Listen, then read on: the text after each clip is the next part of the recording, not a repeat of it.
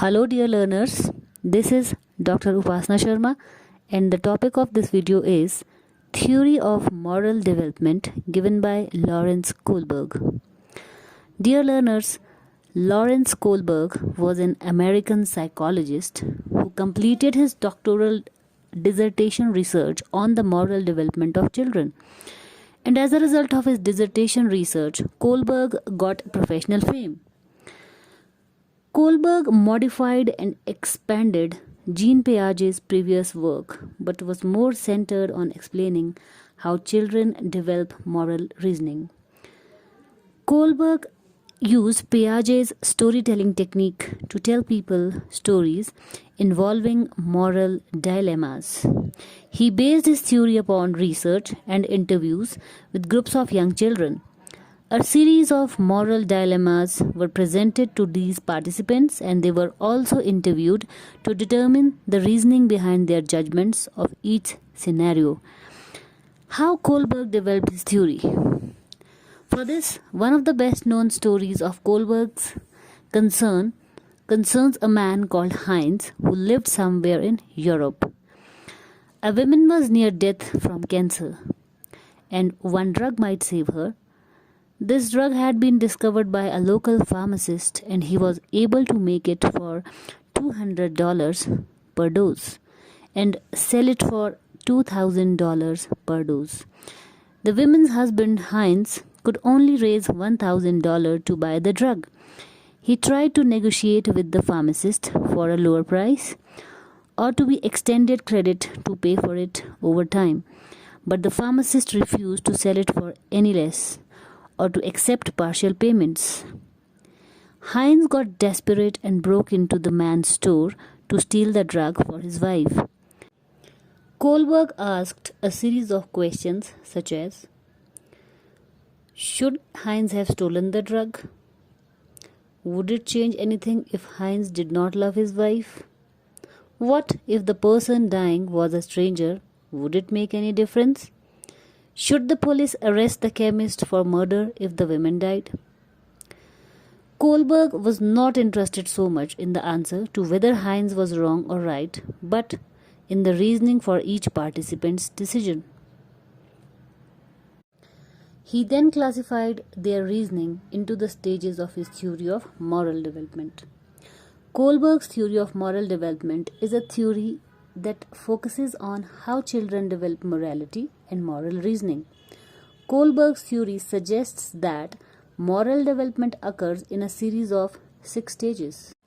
Dear learners, look at this chart carefully. This chart depicts Kohlberg's stages of moral development. According to Kohlberg, there are 3 levels or stages of moral development. First one is pre-conventional morality. Second, conventional morality, and third is post-conventional morality. Every stage is having 2 substages. Like pre-conventional morality has 2 stages.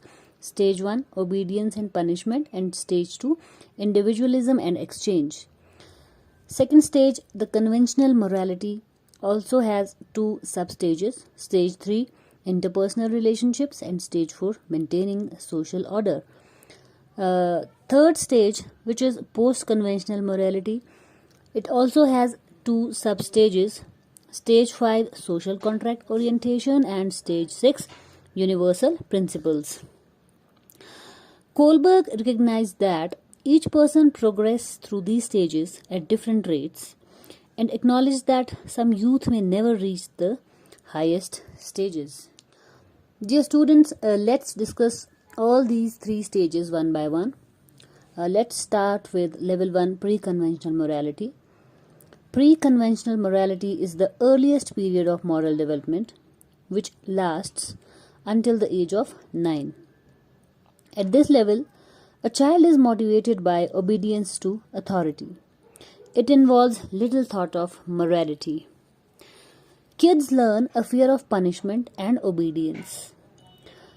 The moral code is shaped by the standards of adults and the consequences of following or breaking the rules, as children don't have a personal code of morality. For example, for a child, If an action leads to punishment, it must be bad, and if it leads to a reward, it must be good. There are two stages within this level. Stage 1, obedience and punishment. The earliest stages of moral development, obedience and punishment are especially common in young children.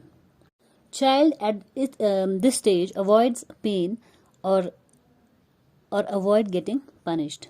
According to Kohlberg, children at this stage see rules as fixed and absolute, and obeying the rules is important because it is a way to avoid punishment. After this, stage 2, individualism and exchange. At this stage, the children recognize that there is not just one right view that is handed down by authorities. Different individuals have different viewpoints.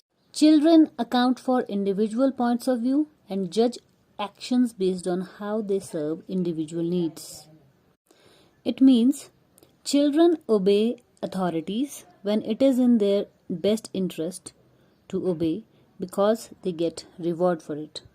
So we can say reciprocity is possible at this point in moral development, but only if it serves one's own interest. After this comes the conventional morality, level 2 or stage 2 of Kohlberg's stages of moral development. Conventional morality is the next period of moral development, which is marked by the acceptance of social rules regarding what is good and moral. The age group for this level is 10 to 13 years, and children or adolescent of this age focuses on following social norms and customs. This stage is characterized by an acceptance of social rules concerning right and wrong. Authority is internalized but not questioned.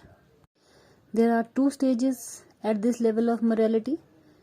Stage 3, which is good interpersonal relationships, and stage 4, maintaining social order. Let us discuss stage 3, good interpersonal relationship.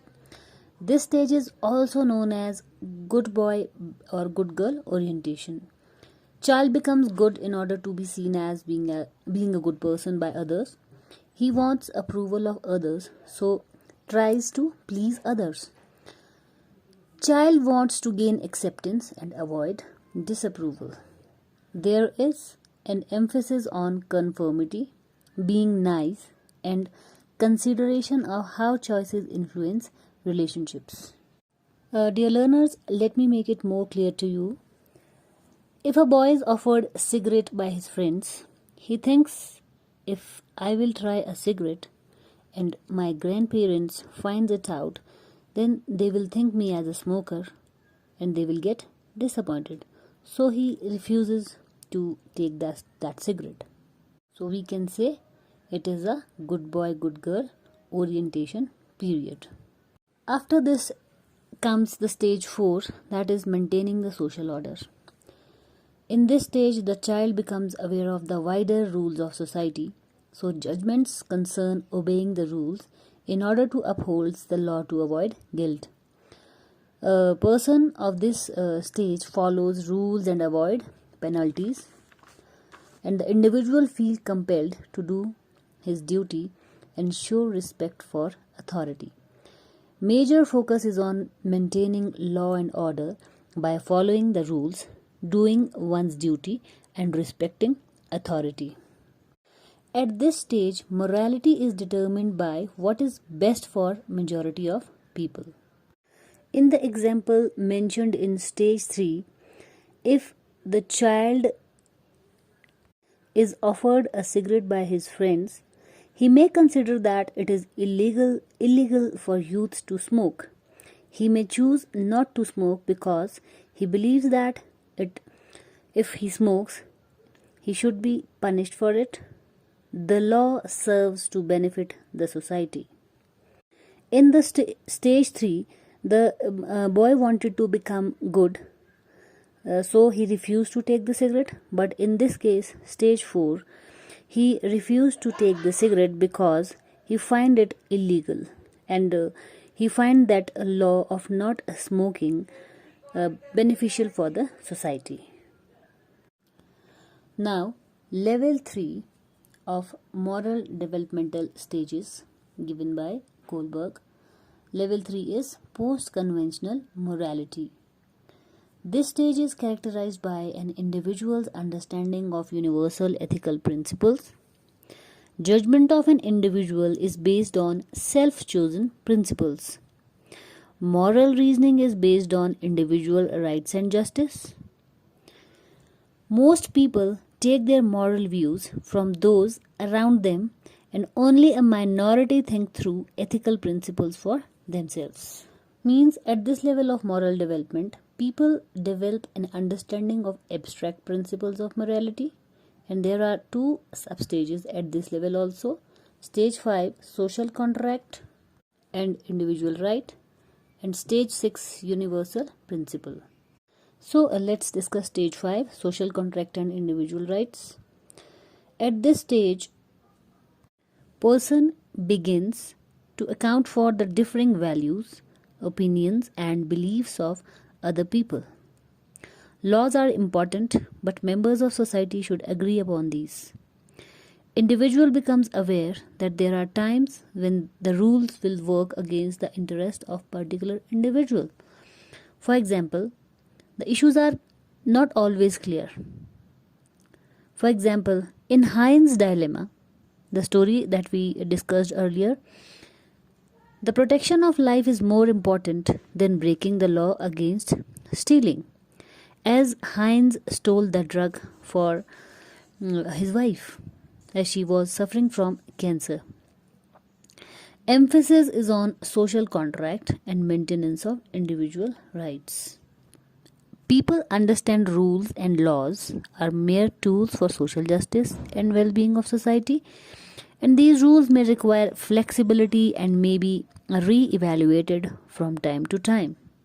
Now, stage 6, universal principle. Moral development is motivated by one's own conscience. People have developed their own set of moral guidelines which may or may not fit the law. People follow these internalized principles of justice even if they conflict with laws and rules. So, Kohlberg's final level of moral reasoning is based on universal ethical principles and abstract reasoning. At this stage, people follow internalized principles of justice. Values like dignity, respect, justice, equality are guiding forces, and these ethical principles should guide actions of the individual above all previously established rules. So, dear learners, Kohlberg believed that only a relatively small percentage of people ever reach the post-conventional stage. One analysis found that while stages 1 to 4 could be seen as universal in populations throughout the world, but the 5th and 6th stages were extremely rare in all the populations. So, this was all about the Kohlberg's moral development theory. Kohlberg's theory played an important role in the development of moral psychology.